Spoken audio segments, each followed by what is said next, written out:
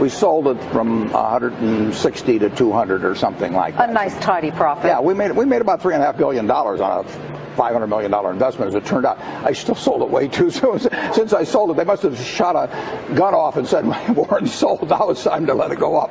Well, yeah, you left money on the table. A lot of money. Dummy. That's what exactly right. Charlie Munger would say, right? Charlie would say, you've done it again. But you can't keep always trying. For the average person who's maybe never bought a stock before, what's your advice about that? You can't constantly sit there and wait and say, oh, it's going to go higher, it's going to go higher. We don't even think about that. What we think about is how much is it selling for, how much do we think it's worth. When we bought it at $35 billion effectively, I felt the company was probably worth at least $100 billion. How did it come to your attention? How do you find a stock like PetroChina? I sit there in my office and I read an annual report, which fortunately was in English, and it described a very good company. And told about the oil reserves, told about the refining, told about the chemicals, everything else. And I sat there and read it, and I thought to myself, this company is worth about $100 billion.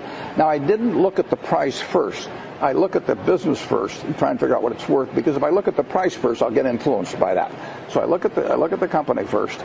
I try to value it, and then I look at the price, and if the price is way less than what I've just valued it at, I'm going to buy it. And how do you value it? Well, that's the trick. Yeah. But it's essentially what I would pay for the whole business if I could buy it. And when we sold the stock, it was valued, we'll say, at probably 250 to 275 billion.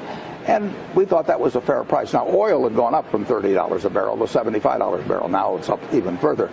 But today, yesterday anyway, I believe PetroChina is the second most highly valued company in the world. Higher than GE, next to Exxon. ExxonMobil. Next to Exxon. Have you sold the entire stake? Yeah, I have. Mm-hmm. I wish I hadn't, but I have. As of when? Well, we sold it over a period of time. Sold it over a period of time. If it went down a lot, we'd buy it back.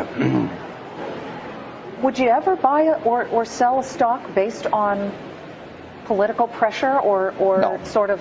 So no, the answer is no. People being upset about Darfur had nothing to do with why you sold this stock. The Chinese government owns 88% of PetroChina. They also own control of 29 out of the 30 largest companies in China. The Chinese government is the one that has a position in relation to the Sudan. And they have it, if you own any one of the 30 largest companies in publicly traded companies in China, you will have the Chinese government as your majority partner.